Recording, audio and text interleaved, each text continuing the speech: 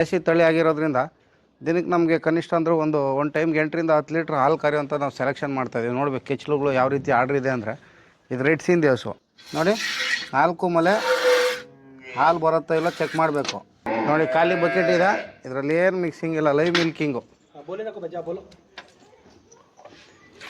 ಈಗ ಅವ್ರ ಕೈಯಲ್ಲೇ ಕರೆಸ್ತಾ ಇದ್ದೀವಿ. ಇಲ್ಲಿರೋ ರೈತರು ನೋಡಿ ಆಲ್ರೆಡಿ ಒಂದು ಬಕೆಟ್ ತುಂಬಿದೆ, ಲೈವ್ ಮಿಲ್ಕಿಂಗ್ ಮಾಡಿರೋದು. ಬೆಳಗ್ಗೆ ಸಂಜೆ ನಾವು ಚೆಕ್ ಮಾಡಿ ಹಾಲು ಕರೆಸಿ ತೊಗೊಳೋದು. 10 ಲೀಟ್ರ್ ಆಯಿತು. ಇದು ಎಕ್ಸ್ಟ್ರಾ ಇನ್ನೂ 1/4 ಲೀಟ್ರ್ ಇದೆ. ಇದು ನೊರೆ ಲೆಕ್ಕದಲ್ಲಿ ಇಟ್ಕೊಳ್ಳೋಣ. ಒಂದು ಮಲೆ ಕರುಗೆ ಬಿಟ್ಟಿದ್ದಾರೆ. ಇನ್ನೂ ನೋಡಿ ಕೆಚ್ಚಲಲ್ಲಿ ಹಾಲು ನೋಡಿ 11ರಿಂದ 12 ಲೀಟ್ರ್ ಹಾಲು ಕರೆಯುವಂಥ ಕ್ಷಮತೆ ಇರುವಂಥ ಒಂದು ರೆಡ್ ಸಿಂಧಿ ಹಸು. ಆದ್ದರಿಂದ ಇಂಥ ತಳಿಗಳು ಸೆಲೆಕ್ಷನ್ ಮಾಡಬೇಕು, ರೈತರು ಹಿಡ್ಕೊಬೇಕು.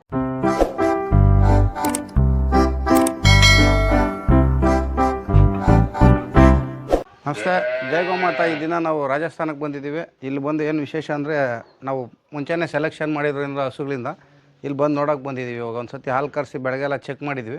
ಈಗ ಇನ್ನೊಂದು ಸತಿ ನೋಡೋಣ ಅಂತ. ಇದು ಬಂದು ಸ್ವಲ್ಪ ರೆಡ್ ಸಿಂಧಿನಲ್ಲಿ ಕ್ರಾಸ್ ಇದೆ, ದೇಸಿ ತಳಿ ಆಗಿರೋದ್ರಿಂದ ದಿನಕ್ಕೆ ನಮಗೆ ಕನಿಷ್ಠ ಅಂದರೂ ಒಂದು ಟೈಮ್ಗೆ 8ರಿಂದ 10 ಲೀಟ್ರ್ ಹಾಲು ಕರೆಯುವಂಥ ನಾವು ಸೆಲೆಕ್ಷನ್ ಮಾಡ್ತಾಯಿದ್ದೀವಿ. ನೋಡ್ಬೇಕು ಕೆಚ್ಚಲುಗಳು ಯಾವ ರೀತಿ ಆರ್ಡ್ರ್ ಇದೆ ಅಂದರೆ ಇದು ರೆಡ್ ಸಿಂಧಿ ಹಸು.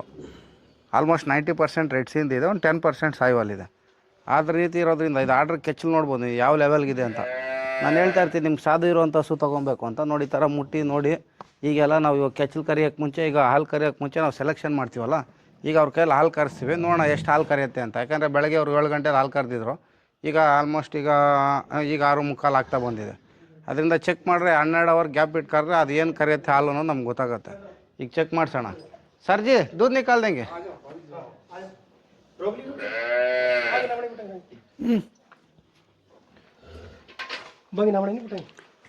अच्छा लगा लो और पट्टी लेके बैठ जाओ. मापने का लीटर है ना? क्या भाई? दूध मापने का लीटर है, बाद में पिला देंगे. थोड़े ले रहे और थोड़ा केचल के चला थोड़ा कोड ले.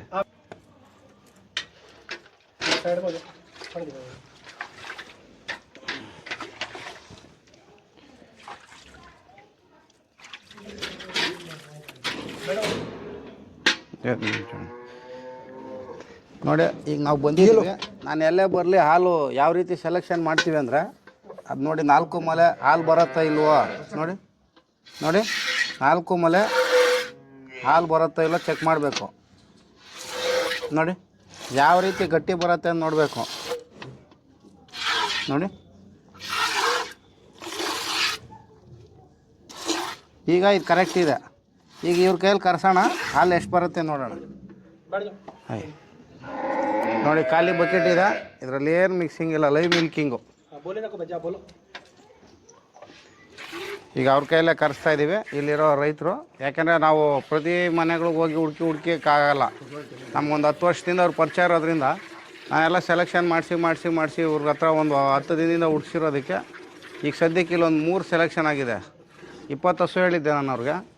ಅದರಲ್ಲಿ ಒಂದು ರೆಡ್ ಸಿಂಧಿ, ಒಂದು ಸಾಯಿವಾಲು, ಒಂದು ನಮ್ಮ ಚೋಲಿಸ್ತಾನಿ ರಾಟಿ. ಸುಮಾರು ಜನ ಪಾಕಿಸ್ತಾನದ ಬಾರ್ಡ್ರದ್ದು ಎಲ್ಲಿ ಅಂತ ಕೇಳ್ತಾ ಇರಲ್ಲ, ಅದೊಂದು ತಂದಿದ್ದಾರೆ.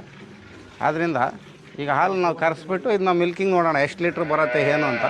ಅದೊಂದು ಭಾಳ ವಿಶೇಷ. ಯಾಕಂದರೆ ನೋಡಿ ಇವ್ರು ಬಿಸಿಲಲ್ಲೇ ಕಟ್ಟಿರ್ತಾರೆ. ನಾವು ಇದಕ್ಕೇನು ದೇಸಿ ಹಸು ಆಗಿರೋದ್ರಿಂದ ನಮ್ಗೆ ಹೈಟೆಕ್ ಶೆಡ್ ಬೇಕಾಗಿಲ್ಲ. ನಮಗೆ ಸುಮ್ಮನೆ ಮಣ್ಣಿದ್ರೂ ಸಾಕು. ನಾವೇನು ಯಥೇಚ್ಛವಾಗಿ ಶೆಡ್ಗಳು ಖರ್ಚು ಮಾಡಿ ದೇಸಿ ಹಸುಗಳಿಗೆಲ್ಲ ಆ ರೀತಿ ಸಾಕೋಂಗಿಲ್ಲ. ಬರೀ HF ಹಸುಗಳಿಗೆ ಮಾತ್ರ ನಾವು ಕೆಳಗಡೆ ಮ್ಯಾಟ್ ಬೇಕು, ಕಾಂಕ್ರೀಟ್ ಬೇಕು, ಶೀಟ್ ಬೇಕು, ಫ್ಯಾನ್ ಬೇಕು ಎಲ್ಲ ಕೇಳ್ತಾರೆ. ರಾಜಸ್ಥಾನಲ್ಲಿ ಬಂದು ಬಿಸಿಲು 45ರಿಂದ 50 ಡಿಗ್ರಿ ಬಿಸಿಲುಗಾಲಲ್ಲಿ ಇರುತ್ತೆ. ಚಳಿಗಾಲದಲ್ಲೂ 5 ಡಿಗ್ರಿ ಚಳಿ ಬರುತ್ತೆ. ಮತ್ತು ಮಳೆಗಾಲದಲ್ಲಿ ಏನು ಅಂಥ ಮಳೆ ಇರೋಲ್ಲ, ಕೆಲವು ಕಡೆ ವಿಪರೀತವಾಗಿ ಮಳೆ ಇರುತ್ತೆ. ಅಂದರೆ ಎಲ್ಲ ವಾತಾವರಣಕ್ಕೂ ಇದೊಂದು ಹೊಂದ್ಕೊಳತ್ತೆ. ತಿರುಗಿ ಮೇವು ಅಷ್ಟೇ. ಇದಕ್ಕೆ ಬರೀ ಅವರು ನಮ್ಮ ಗೋಧಿದು ಒಂದು ಹುಲ್ಲು ಹಾಕ್ತಾರೆ, ಅದು ಬಿಟ್ಟರೆ ಹತ್ತಿ ಹಿಂಡಿ ಕೊಡ್ತಾರೆ.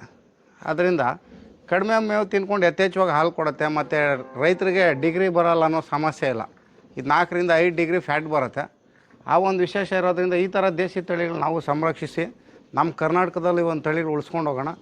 ನಮ್ಮದು ಏನು ನಾವು ಇವಾಗ ಯಥೇಚ್ಛವಾಗಿ ಎಲ್ಲರೂ ಪ್ರತಿಯೊಬ್ಬರು ಹೈನುಗಾರಿಕೆ ಮಾಡಬೇಕು ಅಂತೆಲ್ಲ ಯೋಚನೆ ಮಾಡ್ತಾಯಿರ್ತಾರೆ. ಅಂಥವ್ರಿಗೆ ಒಳ್ಳೆ ತಳಿಗಳು. ಈಗ ಬರೀ ಗುಜರಾತಲ್ಲಿ ನಾವು ಹೋಗ್ಬಿಟ್ಟು ಗೀರ್ ಹಸು ಅಂತ ನೋಡ್ತಾಯಿದ್ರೆ ಇರೋ ಗಿರ್ ಹಸುಗಳೆಲ್ಲ ಆಲ್ಮೋಸ್ಟ್ 90% ಖಾಲಿ ಮಾಡಿಬಿಟ್ಟಿದ್ದಾರೆ.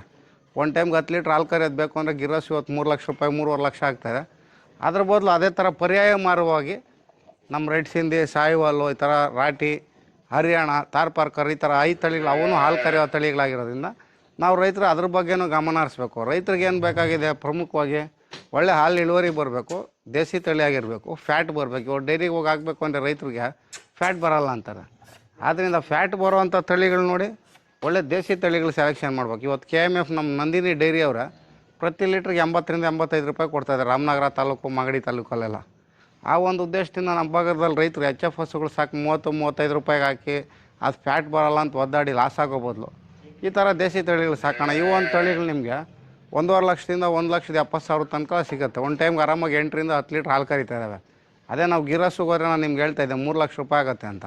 ಅದ್ರ ಬದಲು 2 ಹಸು ಸಿಗುತ್ತೆ, ಒಂದು ಗಿರಸ್ಸು ಕೊಂಡ್ಕೊಳೋ ಬದಲು ಈ ಥರ ತಳಿ.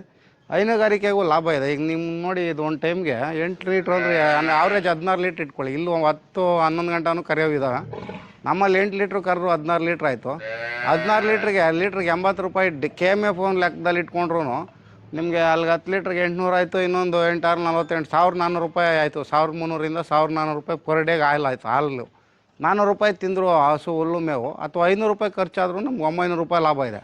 900 ರೂಪಾಯಿ ಲಾಭ ಒಂದು ತಿಂಗಳಿಗೆ ಅಂದರೆ ಅಲ್ಲಿಗೆ 9 3 21,000 ರೂಪಾಯಿ ಆಯಿತು. ಖರ್ಚೆಲ್ಲ ಹೋಗಿ ಉಳಿತಾಯ ಆಗಿರೋದು. 6 ತಿಂಗಳು ಹಾಲು ಕರೆದ್ರು 6 12 1,20,000 ಬಂದು ನಮ್ದು ಹಸು ಕಾಸು ಉಳ್ಕೊಂತು, ಕರು ಲಾಭ ಆಯಿತು. ನೆಕ್ಸ್ಟು ಇನ್ನೊಂದು ಸತಿ ಕರು ಹಾಕಿದಾಗ ನಮ್ಮ ರೈತರಿಗೆ ನಮ್ಗೆ ಅದರಲ್ಲೇ ಬೆನಿಫಿಟ್ ಬರುತ್ತೆ. ಅವಾಗ ಹಸು ಕರು ಎರಡೂ ಫ್ರೀ ಆಗುತ್ತೆ. ಆ ಒಂದು ಉದ್ದೇಶದಿಂದ ಹೈನುಗಾರಿಕೆಗೆ ಈ ರೀತಿ ತಳಿ ಸೆಲೆಕ್ಷನ್ ಮಾಡಬೇಕು. ಈಗ ಅವರೆಲ್ಲ ಹಾಲು ಕರಿತಾ ಇದ್ದಾರೆ, ಕರೆದ್ಮೇಲೆ ನಾವು ಹಳೆದ್ಬಿಟ್ಟು ನೋಡೋಣ ಎಷ್ಟು ಬರುತ್ತೆ. ನಿಮ್ಮ ಕಣ್ಣು ಮುಂದೆ ಲೈವ್ ಮಿಲ್ಕಿಂಗ್ ಮಾಡ್ತಾಯಿದ್ದೀವಿ, ಚೆಕ್ ಮಾಡೋಣ. ಆದ್ದರಿಂದ ಪ್ರತಿಯೊಬ್ಬರು ರೈತರು ನಾವು ಭಾಳ ಹುಷಾರಾಗಿ ಈ ಥರ 4 ಮಲೆ ಕರಿಯುತ್ತಾ ಇಲ್ಲ ಮೇನಾಗಿ ಚೆಕ್ ಮಾಡಬೇಕು. ಕೆಲವ್ರು ಯಾಮರ್ಸ್ತಾರೆ. ನನ್ನ ಹತ್ರ ತಗೊಂಡವ್ರಿಗೆ ಮೋಸ ಮಾಡಬಾರ್ದು ಅನ್ನೋ ದೃಷ್ಟಿಯಿಂದ ನಾನೇ ಬಂದು ನನಗೆ ಡೈಲಿ ತಗೊಟ್ರು ನಾನು ಅವ್ರನ್ನೂ ನಂಬಲ್ಲ. ಬಂದು ಹುಷಾರಾಗಿ ಈ ರೀತಿ ನೀವೇ ತಗೊಳ್ಳಿ. ತಗೊಳಕ್ಕೆ ಮುಂಚೆ ಈ ರೀತಿ 4 ಮಲೆ ಕರಿಯುತ್ತಾ ಚೆಕ್ ಮಾಡಿ, ಅಥವಾ ಪ್ರೆಗ್ನೆಂಟ್ ಇರೋದಿದ್ದರೆ ಲೋಕಲ್ ಡಾಕ್ಟ್ರಿಗೆ ಕರ್ಕೊಂಡೋಗಿ ಚೆಕ್ ಮಾಡಿಸಿ ಪ್ರೆಗ್ನೆಂಟ್ ಇದೆಯೋ ಇಲ್ಲೋ.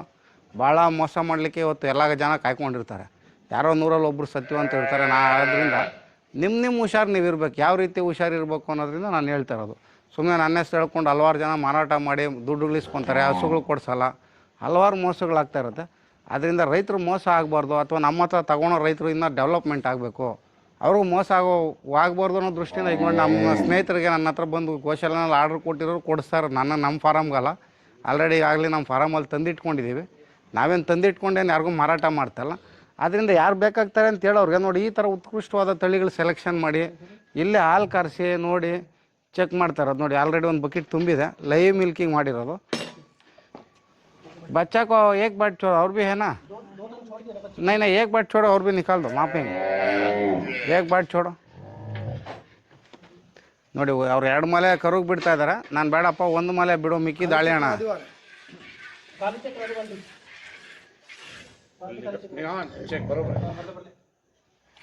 ಆದ್ದರಿಂದ ನಾವೊಂದು ನೇರವಾಗಿ ಯಾರಿಗೆ ರೈತರಿಗಾಗಲಿ ಇದು ಮೋಸ ಆಗಬಾರ್ದು. ಒಳ್ಳೆ ತಳಿಗಳು ಸೆಲೆಕ್ಷನ್ ಮಾಡಬೇಕು. ಯಾವ ಥರ ಬ್ರೀಡ್ ಬೇಕು ಅನ್ನೋದ್ರ ಬಗ್ಗೆ ನಮ್ಮ ಫಾರಮಲ್ಲಿ ವಿಸಿಟ್ ಮಾಡಿ. ನಾನು ಅದನ್ನೇ ಹೇಳೋದು, ನಾನು ಯಾರಿಗೂ ದುಡ್ಡು ತೊಗೊಳಲ್ಲ. ನಿಮ್ಗೆ ಯಾವ ತಳಿ ಬೇಕಾದ್ರೂ ತರಿಸ್ಕೊಡ್ತೀನಿ. ನೇರವಾಗಿ ಬೇಕಾದ್ರೆ ನೀವೇ ಹೋಗಂಗಿರೋ ನಾನು ಸಂಪರ್ಕ ಮಾಡಿಸ್ಕೊಡ್ತೀನಿ. ಯಾಕಂದರೆ ನಾನೇ ಬಂದು ಸುಮಾರು ಸತಿ ನನಗೂ ಮೋಸ ಮಾಡೋಕ್ಕೆ ಕಾಯ್ಕೊಂಡಿರ್ತಾರೆ. ಏನಂದರೆ ಅದ್ರ ಬಗ್ಗೆ ಅನುಭವ ಆಗಿರೋದ್ರಿಂದ. ಈಗ ಒಂದು ಯಾವುದೇ ಒಂದು ದೇವ್ರ ವಿಗ್ರಹ ಮಾಡಬೇಕು ಅಂದರೆ 100 ಶಿಲ್ಪಿ ಏಟುಗಳು ಹೊಡೆದ್ರೇ ಅದೊಂದು ವಿಗ್ರಹ ಸುಂದರವಾಗಿ ಬರೋದು. ಅದೇ ರೀತಿ ನಾನು ಸುಮಾರು ಸತಿ ಲಾಸ್ ಆಗಿದ್ದೀನಿ. ಲಾಸ್ ಆಗಿ ಇವತ್ತು ಅದರದೊಂದು ಅನುಭವ ಪಡ್ಕೊಂಡು ನನಗೆ ಗೊತ್ತಿರೋ ವಿದ್ಯೆ ಒಂದು 10 ಜನಕ್ಕೆ ತಿಳಿಸೋಣ ಅಂದ್ಬಿಟ್ಟು ಮಾಡ್ತಾ ಇರೋದು ಅಷ್ಟೇ ಲೈವು. ಯಾಕಂದರೆ ಜನಗಳು ಮೋಸ ಆಗಬಾರ್ದು. ಯಾವ್ಯಾವ ರೀತಿ ಮೋಸ ಮಾಡ್ತಾಯಿದ್ದಾರೆ ಅಂತ ಪ್ರತಿಯೊಂದು ತಳಿಗಳಲ್ಲೂ ನಾನು ಜನಗೆ ಹೇಳ್ತಾ ಇದ್ದೀನಿ. ಈ ಗುಜರಾತಲ್ಲಿ ಗಿರ್ ಹಸುಗಳು ನೋಡಿದ್ವಿ, ಅಲ್ಲೆಲ್ಲ ಏನು ಮಾಡ್ತಾರೆ, ರೋಡಲ್ಲಿ ಹೋಗೋ ಹಸುಗಳೆಲ್ಲ ತೆಗೆದು ಮಾಡ್ತಾರೆ. ಅದೇ ರೀತಿ ಸಾಯಿವಾಲ್ದು ಅಷ್ಟೇ. ನಿಮ್ಗೆ ನಾಳೆ ತೋರಿಸ್ತೀನಿ, ಬುಧವಾರ ಮಂಡಿ ಇದೆ. ಮಂಡಿನ 40 ರಿಂದ 45 ಸಾವಿರದ್ದು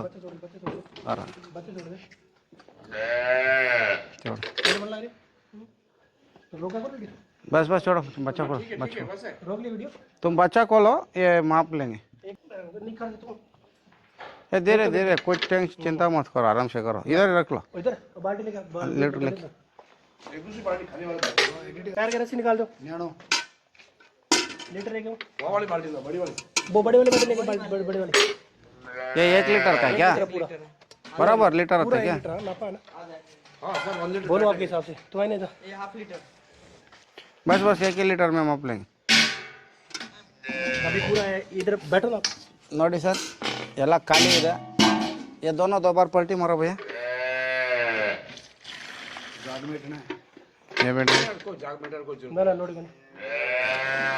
ಈ ರೀತಿ ಚೆಕ್ ಮಾಡಿ ಬೆಳಗ್ಗೆ ಸಂಜೆ ನಾವು ಚೆಕ್ ಮಾಡಿ ಹಾಲು ಕರೆಸಿ ತಗೊಳೋದು. अभी मापो भैया कितना आता है चेक कर लेंगे। ಒಂದು हाँ बोलो। पूरा बरो ಎರಡು ಇದು 1 ಲೀಟರ್ ಡಬ್ಬ बाल्टी तकलीफ 3 छोटा वाला दे दो भैया मेरे को आधा वाला ले लो 4 5 ಆಯಿತು 6 ले लो बरो 7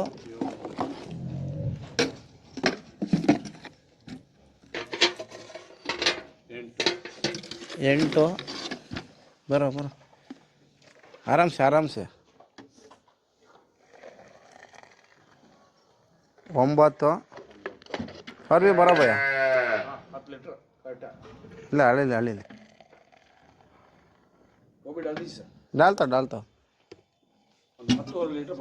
ಲೀಟ್ರ್ ಆಯಿತು ಇದು ಎಕ್ಸ್ಟ್ರಾ ಇನ್ನೂ 1/4 ಲೀಟ್ರ್ ಇದೆ ಇದು ನೊರೆ ಲೆಕ್ಕದಲ್ಲಿ ಇಟ್ಕೊಳ್ಳೋಣ ಒಂದು ಮಲೆ ಕರುಗೆ ಬಿಟ್ಟಿದ್ದಾರೆ ಇನ್ನೂ ನೋಡಿ ಕೆಚ್ಚಲಲ್ಲಿ ಹಾಲು ನೋಡಿ ಕೆಚ್ಚಲಲ್ಲಿ ನೋಡ್ಬೋದು ನೀವು ಇನ್ನೂ ಎಷ್ಟು ಹಾಲು ಇದೆ ಅಂತ ಇನ್ನೂ ಹಾಲೇ ಹಿಂಡಿಲ್ಲ ಹಾಲು ಬೇರೆ ಚೆಲ್ತು ಕನಿಷ್ಠ ಅಂದರೂ 11ರಿಂದ 12 ಲೀಟ್ರ್ ಹಾಲು ಕರೆಯೋಂಥ ಕ್ಷಮತೆ ಇರುವಂಥ ಒಂದು ರೆಡ್ ಸಿಂಧಿ ಹಸು ಆದ್ದರಿಂದ ಇಂಥ ತಳಿಗಳು ಸೆಲೆಕ್ಷನ್ ಮಾಡಬೇಕು ರೈತರು ಹಿಡ್ಕೊಬೇಕು ಇದೇ ರೀತಿ ಬೆಳಗ್ಗೆನೂ ಹಾಲು ಕರೆದು ಕೆಚ್ಚಲು ಖಾಲಿ ಮಾಡಿದ್ಮೇಲೆ ಈಗ ನಿಮ್ಮ ಮುಖಾಂತರ ಕರೆದು ಲೈವ್ ಮಾಡಿಸ್ತಾ ಇರೋದು ನಾವೇನು ಹಾಲು ಇಟ್ಕೊಂಡು ಕೆಲವ್ರು ಯಾಮಾರಿಸ್ಬಿಡ್ತಾರೆ 1 ದಿನ 2 ದಿನ ಇಟ್ಕೊಂಡು ಅದಕ್ಕೆ ನೀವು ಯಾರ ಹತ್ರನೇ ತಗೊಳ್ಳಿ ಬೆಳಗ್ಗೆನೂ ಕರೆಸಿ ಸಾಯಂಕಾಲನೂ ಹಾಲು ಕರೆಸಿ ಬೆಳಗ್ಗೆ ಕರೆದಿರೋ 10 ಲೀಟ್ರ್ ಕರೆದ್ರೆ ಸಾಯಂಕಾಲ 9ರಿಂದ 9:15 ಕರೆದಿದ್ರೆ ಅವ್ರು ರಾತ್ರಿ ಹಾಲು ಉಳಿಸಿರಲ್ಲ ಅಂತ ಬೆಳಗ್ಗೆ 10 ಲೀಟ್ರ್ ಕರೆದು ಸಾಯಂಕಾಲ 5 ಲೀಟ್ರ್ ಕರೀತು ಅಂದರೆ ಅವ್ರು ರಾತ್ರಿ ಹಾಲು ಕರೆದಿರಲ್ಲ ಉಳಿಸ್ಬಿಟ್ಟಿರ್ತಾರೆ ಆದ್ದರಿಂದ ಈ ರೀತಿ ನೀವು ಎಲ್ಲೇ ತಗೊಳ್ಳಿ ಯಾರ ಹತ್ರನೂ ತಗೊಳ್ಳಿ ಭಾಳ ಚೆಕ್ ಮಾಡಿ ತೊಗೊಂಡ್ರೆ ರೈತರು ಮೋಸ ಆಗೋಲ್ಲ ದೇಸಿ ಹಸುಗಳು ಸಾಕ್ರೆ ಇವತ್ತು ಭಾಳ ಲಾಭ ಇದೆ ಇವಾಗ ಅದರಲ್ಲಿ ಉಳಿದಿರೋ ಗಂಜಲ ಗೋಮೂತ್ರದಲ್ಲೆಲ್ಲ ಪಂಚಗವ್ಯ ಚಿಕಿತ್ಸೆ ಮಾಡ್ಕೊಬೋದು ಮತ್ತು ವ್ಯವಸಾಯಕ್ಕೆ ಮಾಡ್ಕೊಬೋದು ಸಾವಯವ ಕೃಷಿ ಮಾಡ್ಬೋದು ಆದ್ದರಿಂದ ದೇಸಿ ತಳಿ ಸಾಕೋಣ ನಮ್ಮಂಥ ದೇಸಿ ತಳಿಗಳು ಸಂರಕ್ಷಿಸೋಣ